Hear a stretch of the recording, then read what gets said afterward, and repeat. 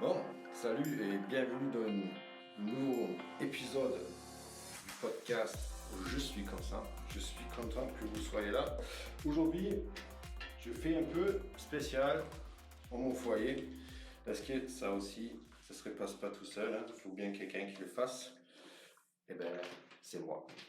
Et pourquoi je le fais? Parce que je suis comme ça. Aujourd'hui, qu'est-ce qu'on va parler? Aujourd'hui, je vais vous parler du TDAH. Donc le trouble d'attention et peut-être aussi de l'hyperactivité. Pourquoi je vous parle de TDAH? Alors, d'un côté, ça me touche moi-même. Je suis diagnostiqué TDAH depuis le début de l'année. Et c'est quelque chose qui était soupçonné déjà depuis longtemps. Je vais être très clair et franc avec vous. Moi, j'ai fait partie des gens qui pensaient que TDAH, c'est un truc de mode. Tu vois, c'est comme moi, aujourd'hui, j'ai 40 ans. Quand ça sortit le TDAH en Allemagne, c'était quand même beaucoup de, comment on peut dire, c'est une jolie excuse pour les gens qui savent pas encadrer leurs enfants. C'était mes pensées à l'époque. J'avais 20 ans. Au même temps, faut dire que le TDAH, ben, c'est quelque chose que tu n'attrapes pas quand tu as 40 ans. Donc, c'est quelque chose qui a déjà en toi depuis longtemps. Et il y a quelques temps, on m'a demandé, mais est-ce que tu t'es déjà fait tester sur le TDAH? Je dis non, pourquoi? Parce que quand même, tu en fais des trucs et tout, et t'en passé, et t'as déjà fait les tests? Je dis non, ok. Donc, vu comment je suis, j'ai besoin de savoir. Alors, qu'est-ce qu'il fait Johannes? Ils achètent un livre, puis une deuxième, puis une troisième, puis une quatrième. J'achète des audiolivres et tout. Et j'entends des témoignages des gens qui ont du TDAH. Et je me disais que c'est un truc de fou. On a la même vie, mais c'est clair et net, c'est exactement moi. Alors, je me dis, ok, ben, je vais faire un test alors. Je me télécharge le test par moi-même. Diva, si jamais ça vous intéresse. C'est un test international reconnu, c'est comme les ICD, voilà. J'ai fait les tests, super intéressant. Je dis, ah ouais, d'accord. Mais comment tu peux savoir si c'est une TDAH ou pas? Je suis pas psychiatre, non. Donc je donne le test à ma compagne du moment. Là où j'ai mis 5 ou 6 cases, elle a coché peut-être un ou deux. Intéressant, d'accord. Bon, grosse différence déjà. Alors je vais voir le psy, une vraie psychiatre, pour voir si je les teste. On n'a même pas fait les tests, il m'a déjà dit que vu votre comportement, fort probable. Et alors, on a fait le test la deuxième fois, et c'est sorti, effectivement, je suis atteint de TDAH, donc neurodivergent. C'est rien de grave, hein, c'est pas quelque chose qui, comment on peut dire, c'est rien de fou, quoi.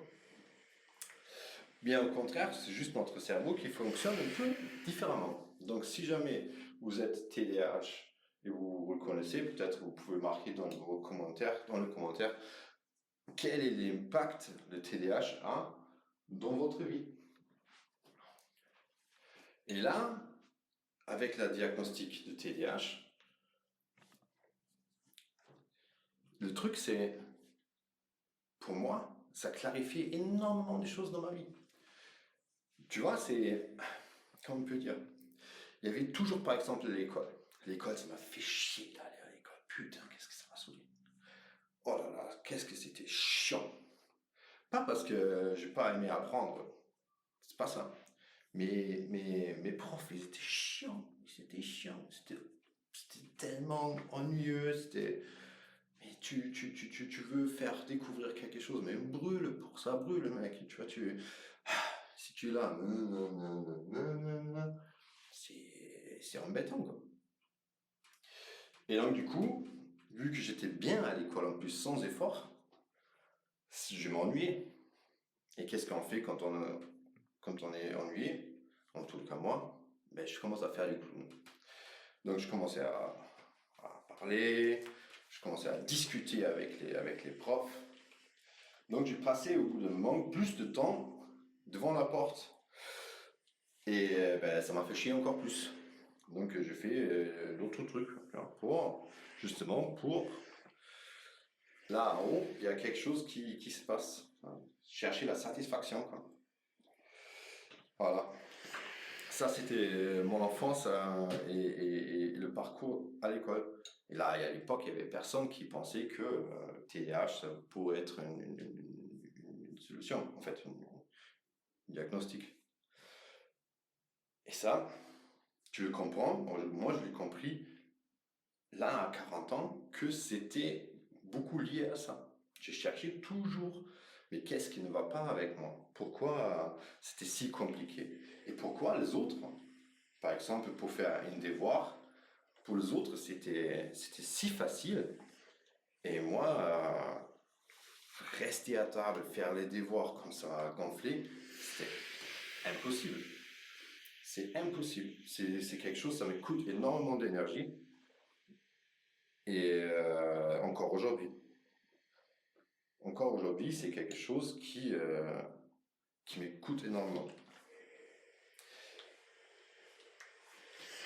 Après, ce qui est marrant, c'est dans ma adolescence, je pense que, je sais pas à toi, mais moi en tous les cas, j'ai fait partie des enfants ou des jeunes qui, ouais, on peut dire, je fais pas mal les conneries, quoi.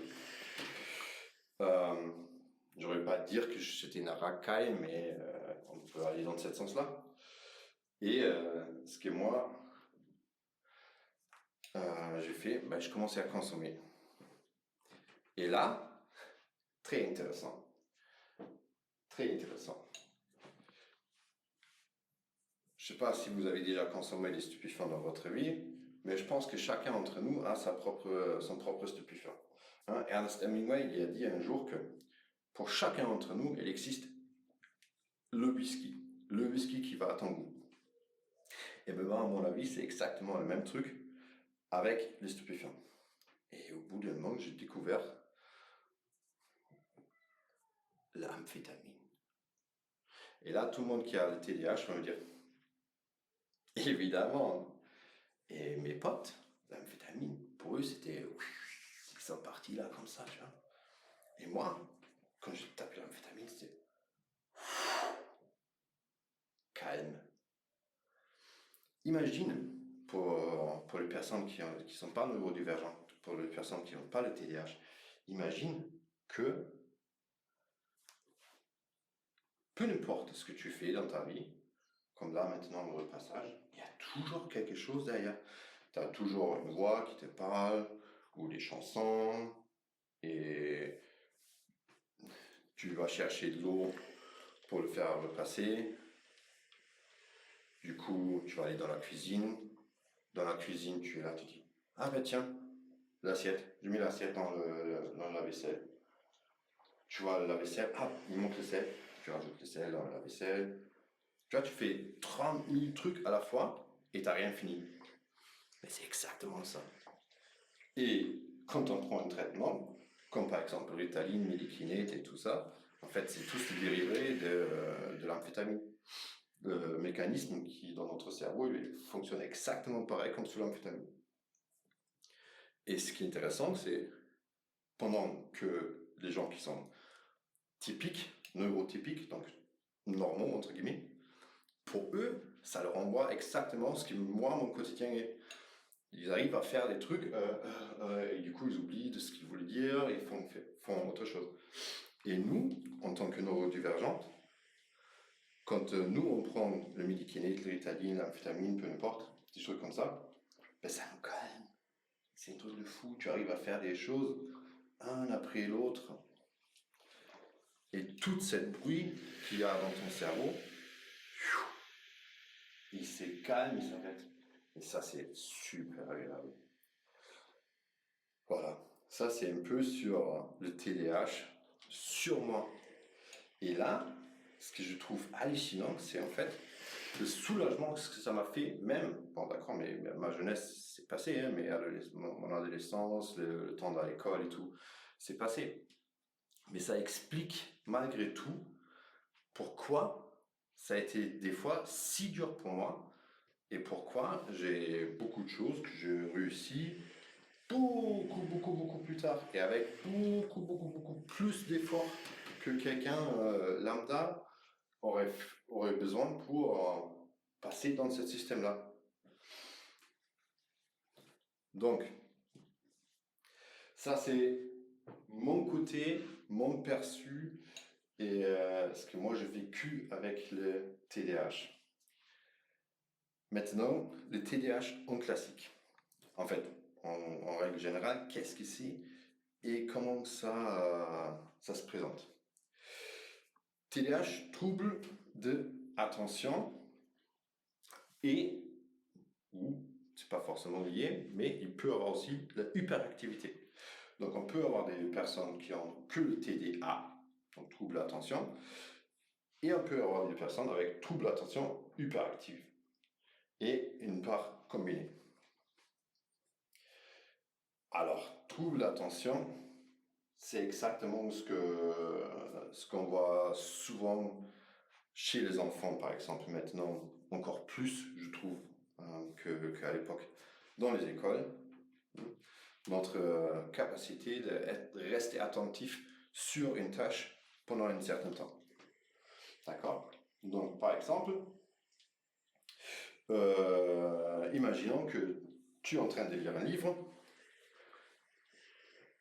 et ça te prend pas plus que ça. Mais tu arrives quand même à lire parce que, ok, c'est pour l'école ou pour tes études, je sais pas. Tu as commencé et tu veux le finir, je sais pas. Donc, du coup, tu dois lire, on va dire, une vingtaine de pages. Quelqu'un qui a TDA, deux possibilités. Soit le livre c'est super prenant, donc quelque chose qui l'intéresse vraiment, et là tu bouffes le livre. J'ai déjà lu du livre en 2 jours, hein, parce que c'était tellement intéressant, mais je trouve ça trop bon, quoi. Je voulais pas m'arrêter. Et du coup, tu oublies des trucs à côté. Donc par exemple, déjà arrivé trop tard à l'école pour récupérer les enfants parce que j'étais en train de lire. Hein. Donc complètement zappé. Pareil pour manger. Du coup, je mange plus. Très difficile dans le quotidien. Parce que bah, tu oublies des trucs aussi importants pour ta personnalité, donc pour ton bien-être. Ça t'écoute, ça te retombe après dessus. Et après, si je dois lire un livre qui ne m'intéresse pas du tout, je ne vois pas l'intérêt, ou c'est un livre que je voyais l'intérêt, mais c'est pas si intéressant que ce que je pensais, eh ben, 10 pages, impossible. C'est juste impossible de le lire. Parce que ça se déconnecte. Et je suis pour rien, tu vois, c'est même pas parce que tu ne veux pas le faire, c'est juste, ça se déconnecte. Et c'est comme si tu commences à lire, et d'un coup, il y a un petit bonhomme dans ton cerveau qui va commencer à chanter quelque chose, ou qui te fait, je sais pas. Donc ça, c'est le trouble de l'attention. Après, il y a l'hyperactivité. L'hyperactivité en lui-même, hyperactif, ça s'explique par lui-même, a besoin de bouger beaucoup plus que l'autre. Alors, là, c'est pareil, c'est rigolo. Moi, je pensais que moi, je suis pas quelqu'un d'hyperactif. D'accord, ok, j'aime bien la course à pied, j'aime bien faire du truc. J'ai toujours bougé un peu, mais je pense que je suis pas hyperactif, quoi. Donc je bouge pas plus que d'autres. Je fais le test, je vois ma psy, une femme, et elle me dit, ben, Mentionnez, vous avez coché ici, vous n'êtes pas plus actif que l'autre. C'est quoi qui vous fait penser que vous n'êtes pas plus actif que l'autre? Ben, je sais pas, je trouve que tout le monde bouge un petit peu, hein. C'est normal quand on est assis que, je parle on joue avec les doigts, ou on bouge un peu les jambes, ou on change un peu de position quand on est assis. Ah oui, d'accord. Alors je vais vous dire un peu une moyenne. Sur ces 8 cases, vous avez coché 6. Alors, quelqu'un qui est neurotypique, il coche, je crois, 1 ou 2. Vous voyez un peu la différence? Ah ouais, ok. Bon, d'accord. Ben, probablement que je suis aussi un peu le côté hyperactif. Je crois toujours pas que je suis hyperactif, mais si elle dit. Hein. Donc, ça c'est l'hyperactivité. Ça c'est quelque chose qu'on voit souvent, malheureusement, et je pense que, je sais pas si peut-être il y a des psys entre vous, parmi vous qui entendent ce podcast, mais peut-être, ou les personnes avec un diagnostic TDAH, peut-être vous pouvez le confirmer ou pas, c'est quelque chose où on a une amplitude maintenant avec les réseaux sociaux, avec YouTube, avec TikTok, et le phénomène en fait, je vais vous expliquer pourquoi je pense que c'est le cas. Le phénomène en fait, c'est les vidéos, ils sont de plus en plus courts. Donc le laps de temps de notre attention est de plus en plus court. Regarde, aujourd'hui, même si tu vas sur Tinder, des applications comme ça, c'est combien de temps tu regardes pour dire oui ou non. Combien de temps tu passes sur Instagram, TikTok, Snapchat, je sais pas comment ils appellent tous les applications. Combien de temps tu passes et de décider ça m'intéresse pas. C'est instantané, c'est 2-3 secondes maximum. Et ça, c'est quelque chose, je pense, c'est notre attention, il diminue avec ça. Certes, ça peut être aussi un avantage sur autre chose, mais notre attention, elle diminue énormément, énormément. Et je vois ça par moi-même, par exemple, quand moi je regarde une vidéo YouTube, ce que je fais souvent d'ailleurs, au même temps que je regarde cette vidéo, eh ben, je suis déjà en train de chercher ce qui m'intéresse encore. Tu vois. Et si je trouve quelque chose qui peut être encore plus intéressant, eh ben, j'écoute même l'ancienne vidéo. Ça, c'est très dommage parce que tu rates beaucoup de choses. Donc, si tu es en train de scroller, là, arrête, continue de regarder. Voilà. Ça, c'est le TDAH et la hyperactivité. Je crois que j'ai perdu un peu le fil là, non? Et si jamais vous avez une astuce pour enlever du crayon du t-shirt, je suis preneur aussi. Je vais me dessiner dessus. Accidentellement. Voilà. Alors, est-ce que c'est vraiment un diagnostic de mode? Non. Clair et net? Non. C'est pas le cas. C'est quelque chose qu'on va peut-être simplifier de plus en plus parce que c'est comme tout, hein, c'est comme le cancer, c'est pas parce qu'on a plus de cancers qu'on ait plus de maladies ou des choses qui nous rendent malades, c'est juste on découvre de plus en plus et de mieux en mieux. Et de mieux en mieux, et de plus en plus tôt. Ce que moi je trouve quand même dommage dans notre société aujourd'hui, que c'est les personnes atteintes de TDAH ou des autistes aussi. Quand ces enfants, ils sont beaucoup plus pris en charge. Le problématique que moi je vois en tous les cas, c'est subjectif. Hein. Quand on est adulte, eh ben, tu te démerdes. Voilà. Et ça, c'est quelque chose, et là je peux faire un saut en arrière dans mon adolescence, où moi j'étais encore scolarisé, vivais chez ma mère. Il y avait une certaine cadre, un règlement, un cadre, il faut que tu t'élèves, il faut que tu ailles à l'école. Si je le fais ou pas, ça c'est encore une autre histoire, mais tu Tu vois, il y a un cadre, tu sors, tu fais, ta, ta, ta, ta. Et dès que tu commences à sortir de ça, ben, cet cadre-là, il est complètement explosé.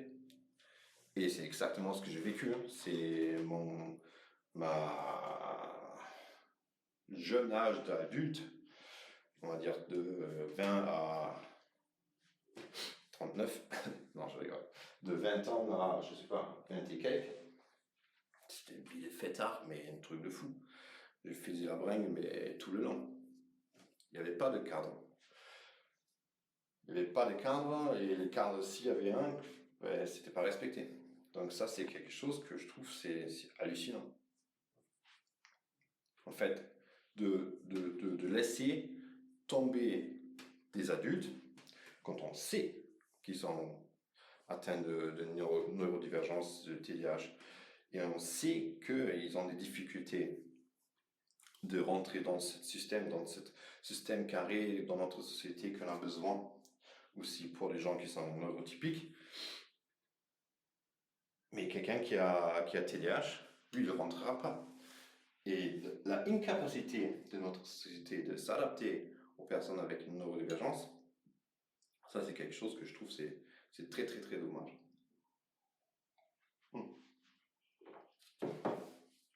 Voilà. Alors, si toi ou quelqu'un dans ton entourage, vous n'êtes pas diagnostiqué, mais tu as le soupçon que quelqu'un qui bouge un peu plus, il y a quelqu'un qui n'arrive pas à faire plusieurs phrases dans le même contexte, à part si c'est un sujet qui trouve hyper intéressant.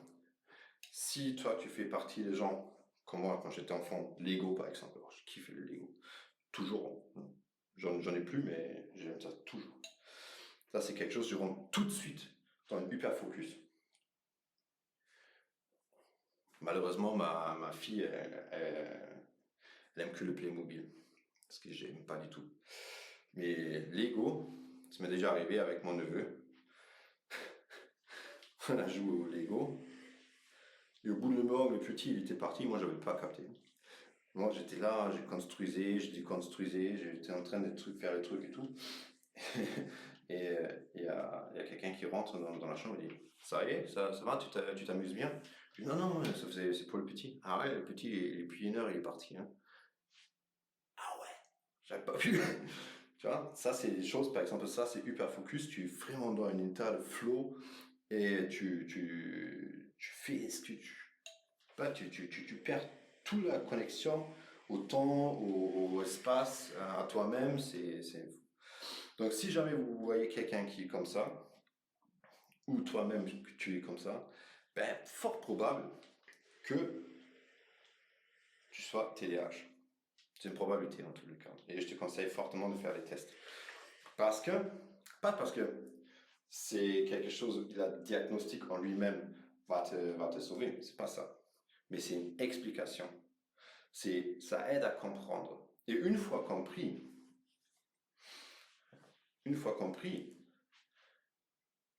tu peux beaucoup plus facilement, moi je trouve en tous les cas, gérer la situation et améliorer ce qu'il y a à améliorer.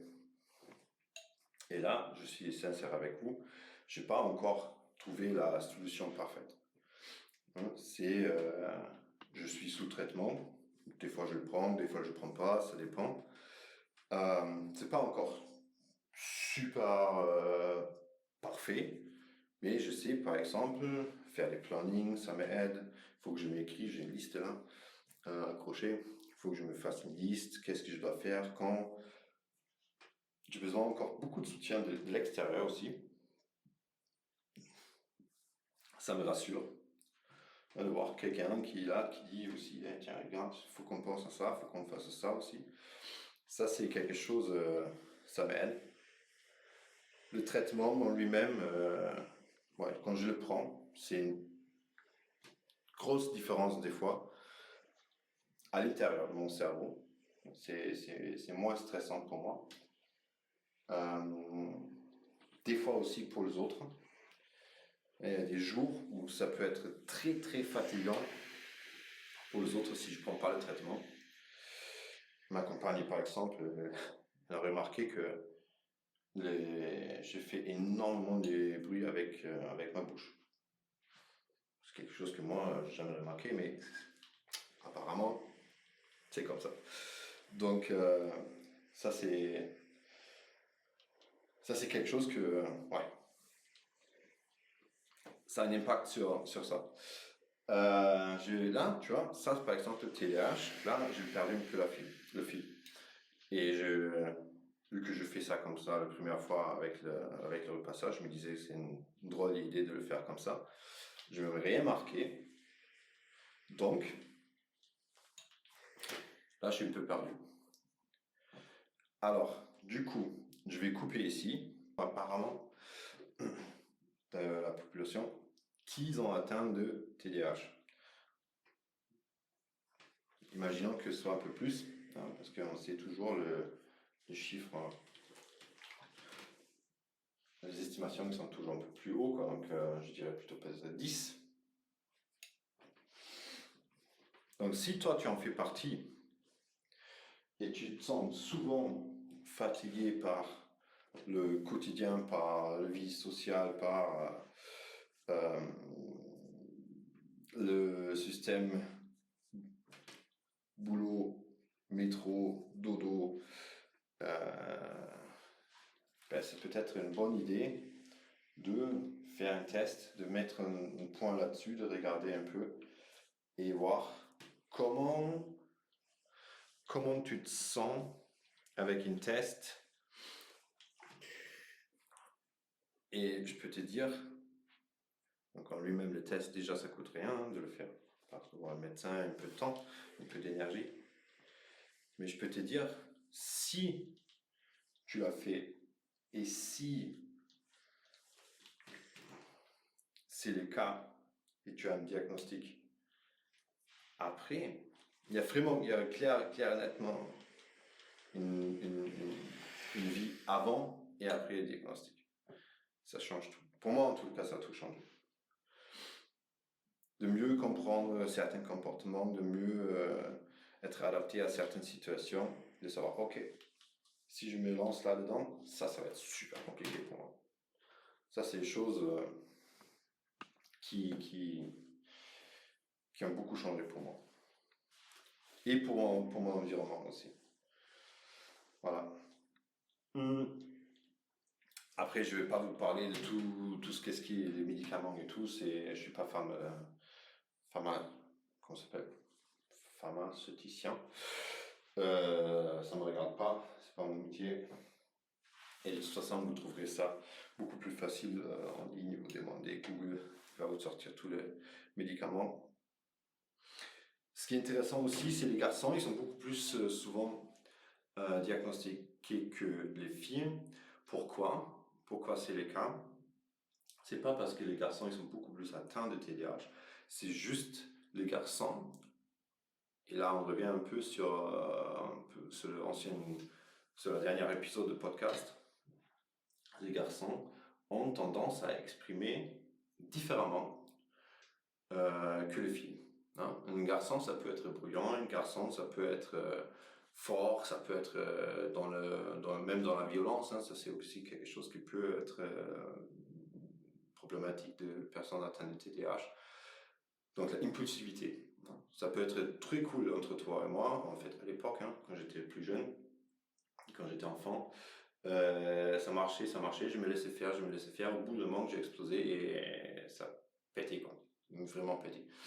Et ça, c'est quelque chose chez un garçon, on dirait que ouais, c'est un mec, hein, tu vois, c'est notre éducation dans le système qui est comme ça. Et chez une fille, hein, ils sont beaucoup plus adaptés. Ça devrait pas s'exprimer comme ça, et les boulons, ils sont vachement serrés. Et ça fait une grosse différence. Et les filles ont tendance à beaucoup plus intérioriser les situations. Ils prennent sur elles, sur eux. Voilà. Donc, c'est pour ça qu'on a beaucoup plus de garçons qui sont découverts TDAH que des femmes.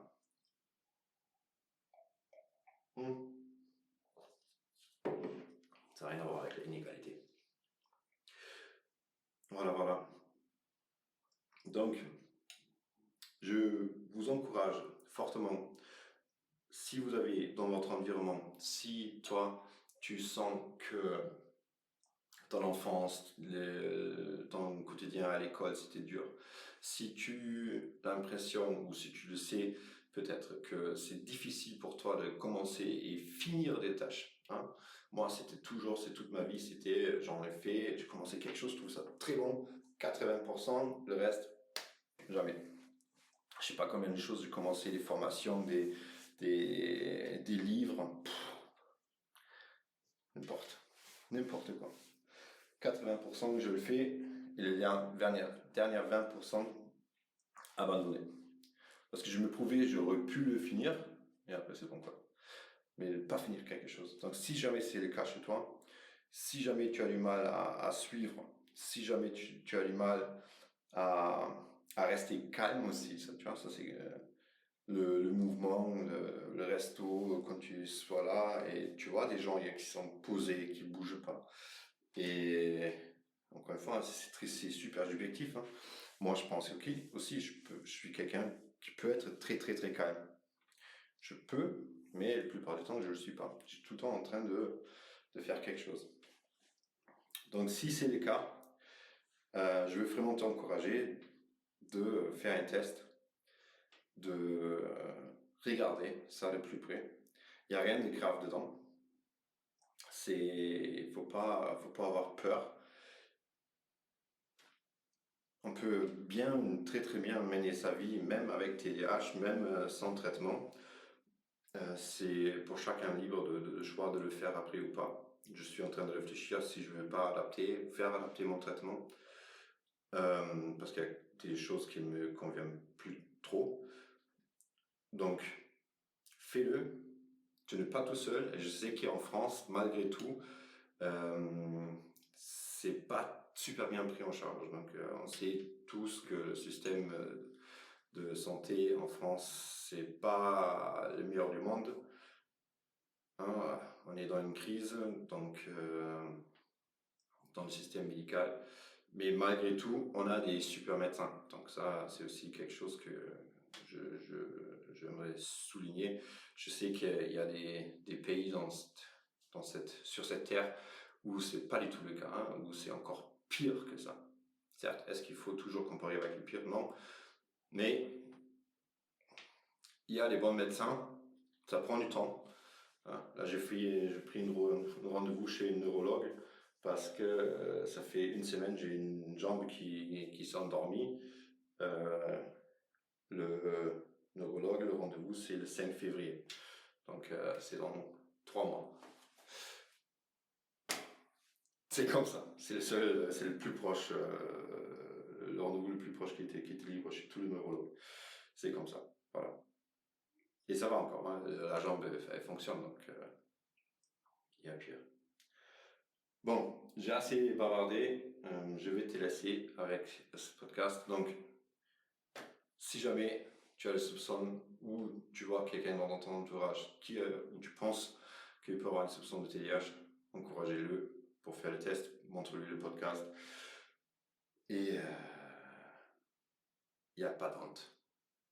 Bon, je vous laisse. Je te souhaite une excellente journée, après-midi, soir, matinée, peu importe quel moment tu entends ce podcast. Et je te dis à bientôt.